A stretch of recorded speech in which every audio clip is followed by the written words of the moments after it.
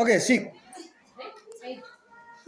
Baik, selamat pagi untuk teman-teman semuanya. Semangat pagi!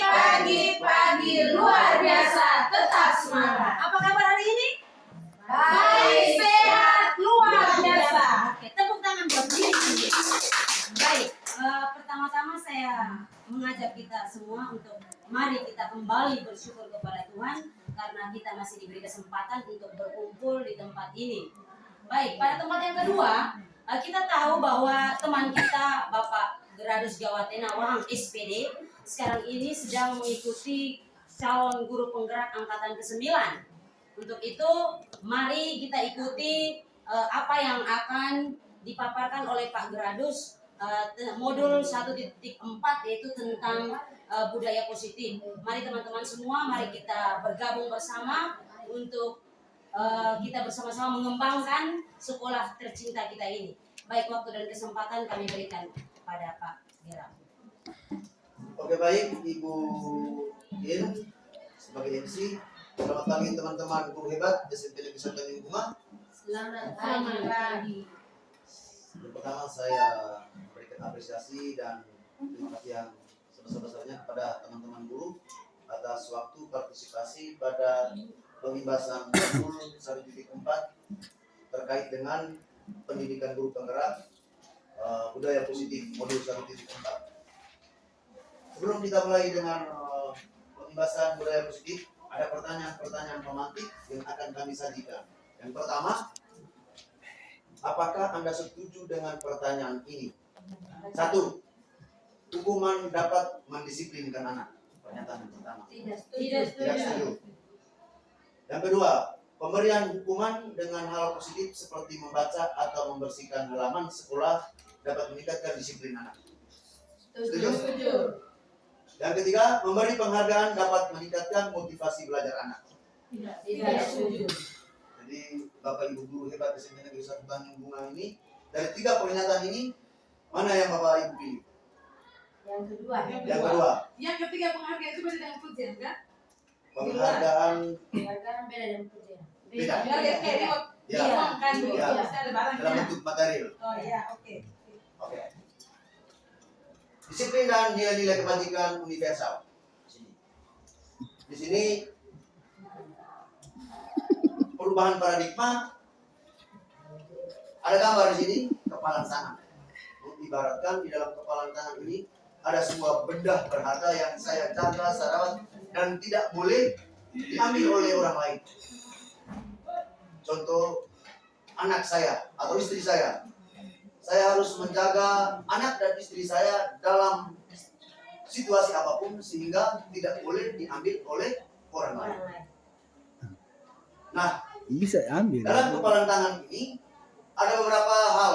Mungkin Bapak Ibu guru punya pemikiran bahwa kalau kepalan tangan yang saya kepal ini berupa ilmu pengetahuan, tentu saya akan membagikan kepada orang lain ketika orang lain itu membutuhkan. Maka saya wajib memberikan pengetahuan yang saya miliki. Oke, perubahan paradigma teori kontrol. Di sini ilusi kontrol. Yang pertama, ilusi guru mengontrol murid. Yang kedua, ilusi bahwa kritik dan membuat orang merasa bersalah dapat menguatkan karakter. Selama ini kita berpikir bahwa ilusi semua penguatan positif, efektif, bermanfaat. Dan yang terakhir, ilusi bahwa orang dewasa memiliki hak untuk memaksa. Kita guru ini orang dewasa. Tapi jangan sampai kita terapkan di sekolah bahwa semua murid yang ada di sekolah harus kita paksa untuk mengikuti kehendak kita. Yang berikut, perubahan paradigma stimulus respon teori kontrol. Ada stimulus respon dan teori kontrol. Dulu di teori stimulus respon kita mencoba mengubah orang agar berpandangan sama dengan kita. Di teori kontrol kita berusaha memahami pandangan orang lain tentang dunia. Di stimulus respon dia mengatakan begini, kita mencoba mengubah orang agar dia berpandangan harus sama dengan kita, memaksa orang lain untuk pandangannya itu harus sama dengan kita. Tetapi teori kontrol dia mengatakan begini, kita harus berusaha memahami pandangan orang lain tentang dunia. Pandangan dia ya pandangan dia, Pandangan saya ya pandangan saya. Tidak boleh kita memaksakan pandangan orang lain sama dengan pandangan kita. Yang berikut, stimulus respon. Perilaku buruk dilihat sebagai suatu kesalahan. Tetapi teori kontrol yang mengatakan begini, semua perilaku saya datang terlambat, mungkin saya memiliki tujuan. Tetapi stimulus respon yang bilang ini, perilaku buruk dilihat sebagai suatu kesalahan. Saya datang terlambat, itu merupakan sebuah perilaku yang buruk. Karena terlambat saya menyalahi kesepakatan sekolah. Tetapi teori kontrol yang mengatakan begini, semua perilaku memiliki tujuan. Lalu yang berikut, tujuan saya punya apa? Mungkin ada hal yang saya harus selesaikan sehingga saya datang terlambat. Orang lain bisa mengontrol saya. Hanya Anda yang bisa mengontrol diri sendiri. Dua teori yang berbeda. Stimulus respon dia bilang ini, orang lain bisa mengontrol saya. Teori kontrol dia bilang hanya Anda yang bisa mengontrol diri Anda. Ketika ada hal yang kita alami dalam hidup kita, sementara emosi, orang lain, presiden sekalipun tidak bisa meredakan emosi. Hanya kamu sendiri yang bisa mengontrol diri. Yang berikut, pemaksaan ada pada suatu saat bujukan gagal. Tapi teori kontrol dia mengatakan begini, kolaborasi dan konsensus menciptakan pilihan-pilihan baru. Yang berikut, stimulus respon, model berpikir menang atau kalah. Teori kontrol dia mengatakan model berpikir menang. Ada dua orang saling berdiskusi. Lalu si A dia mengajak supaya si B ini harus berpendapat dengan si A. Tetapi ketika menurut teori stimulus respon, si A dia mengikuti argumennya si B, maka si B mengatakan saya menang, si A kalah. Tetapi pada teori kontrol, si A merubah pola pikirnya si B, maka si A juga merasa menang karena dia mampu merubah diri dari si B, dan si B merasa menang juga karena apa? Dengan masukan dari si A, si B mampu merubah diri. Oke, yang berikut. Apakah makna disiplin? Disiplin itu dari bahasa Latin. Mungkin Aristoteles dia mengatakan disiplina, yang artinya belajar. Kita selama ini tahu bahwa disiplin itu adalah makna dari berubah menjadi kepatuhan. Yang selama ini, sebelum saya belajar di guru penggerak juga, saya tahu bahwa disiplin itu adalah kepatuhan. Ternyata Sokrates dan Plato dia mengatakan bahwa disiplin itu bukan kepatuhan, tetapi itu adalah kerajaan. Ketidaknyamanan bukan dengan apa yang dihargai atau pencapaian suatu tujuan yang mulia. Belajar. Itu makna dari disiplin. Lalu ada nilai-nilai kebajikan universal. Nilai-nilai kebajikan universal adalah sifat positif. Antara lain berdiri, beriman, bernalar kritis, bertakwa pada Tuhan yang Maha Kuasa, bergotong royong, kolaborasi, kreatif. Ini yang Degassen dia mengatakan bahwa nilai-nilai kebajikan manusia itu bersifat universal, di mana dalam teori dari Degassen yang mengatakan bahwa nilai-nilai kebajikan yang ingin dicapai oleh setiap anak Indonesia dikenal dengan profil pelajar Pancasila. Dari semua nilai kebajikan universal tadi digabungkan dalam profil pelajar Pancasila. Teori motivasi hukuman dan penghargaan restitusi. Teori motivasi perilaku manusia. Untuk menghindari ketidaknyamanan atau hukuman, apa yang akan terjadi apabila saya tidak melakukan? Itu motivasi eksternal. Yang kedua, untuk mendapatkan imbalan dari orang atau institusi, apa yang akan dapat apabila melakukannya? Itu motivasi eksternal. Yang ketiga, untuk menghargai diri sendiri, saya akan menjadi orang yang seperti apa bila saya melakukannya. Itu motivasi internal, tujuan dari disiplin tadi.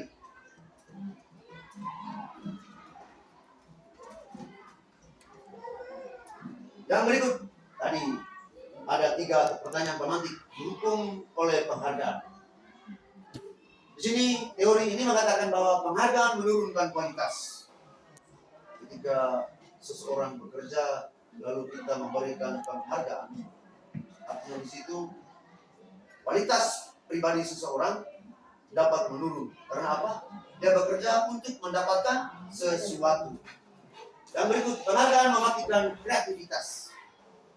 Dia bekerja dengan prinsip saya kerja asalkan saya dibayar. Saya bekerja untuk mendapatkan sesuatu. Maka dia bekerja tidak memperhatikan lagi kualitas, lalu kreativitasnya juga mati. Penghargaan mengurangi motivasi intrinsik.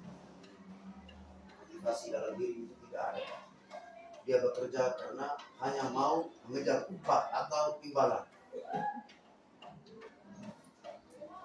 Dari budaya-budaya positif ini, kita lihat ada beberapa hal terkait dengan kesepakatan kelas. Dalam sebuah lembaga, untuk menerapkan kebajikan-kebajikan universal, maka bersama dengan murid dan semua elemen-elemen yang ada di sekolah, pasti kita membangun kesepakatan kelas. Yang pertama, guru dan murid saling menyayangi. Salah satu contoh. Guru dan murid semangat belajar. Baik murid juga belajar, kita guru juga tidak berhenti untuk belajar. Long life education, belajar sepanjang hayat. Kami murid yang peduli dengan teman-teman. Dari kesepakatan-kesepakatan kelas ini, maka budaya positif akan diterapkan di suatu lembaga. Dari budaya positif ini, apa itu restitusi?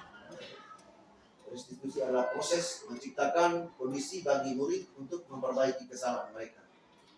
Ketika kita sebagai bapak ibu guru, sebagai guru mata pelajaran atau guru pikir, siswa melakukan kesalahan apapun yang dia lakukan, kita menyelesaikan dengan restitusi.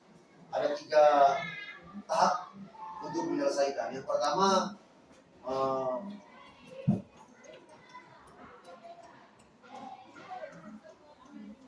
segitiga restitusi, yaitu validasi kebutuhan. Ketika siswa yang melakukan kesalahan, contoh dia tidak mengerjakan tugas, kita panggil siswa, lalu dengan teori yang kita dapat ini, contoh, Nanda, kenapa Nanda tidak mengerjakan tugas? Lalu siswa itu memberikan alasan, Pak, saya tidak mengerjakan tugas karena tadi malam saya mete kecapean sehingga saya tidak mengerjakan tugas saya. Lalu kita memberikan penguatan, apakah Nanda sudah melakukan kesalahan pada kesepakatan kelas? Ketika siswa menjawab bahwa saya sadar bahwa kesalahan yang saya lakukan ini adalah saya melakukan kesepakatan kelas. Kesepakatan kelas apa yang engkau lakukan? Maka di situ ada nilai-nilai positif yang anak rasakan dalam diri bahwa ketika saya melakukan kesalahan, saya harus memperbaiki dan saya telah melanggar kesepakatan kelas. Lalu ada motivasi dalam diri itu terhadap siswa. Mungkin dari saya seperti itu. Intinya bahwa budaya positif yang kita terapkan, kebajikan-kebajikan universal, baik dari siswa maupun guru, dalam menyelesaikan persoalan-persoalan yang dihadapi oleh siswa, kita melalui dengan restitusi segitiga restitusi, yaitu validasi kebutuhan, kesepakatan kelas, dan menstabilkan identitas. Yang pertama kita lakukan tahap yang pertama adalah menstabilkan identitas. Hanya kira-kira saya panggil kamu ini, ada kesalahan apa yang telah kau lakukan? Lalu siswa itu menceritakan. Lalu kita validasi tindakan atau kebutuhan. Kenapa kamu melakukan kesalahan seperti itu? Lalu kita tanyakan kembali kesepakatan kelas apa yang sudah Anda lakukan. Seperti itu. Mungkin dari saya penerapan pembahasan tentang kebajikan atau budaya-budaya positif yang ada di sekolah seperti ini. Mungkin ada kekeliruan yang saya sampaikan bisa dipahami. Kurang dan lebih saya kembalikan kepada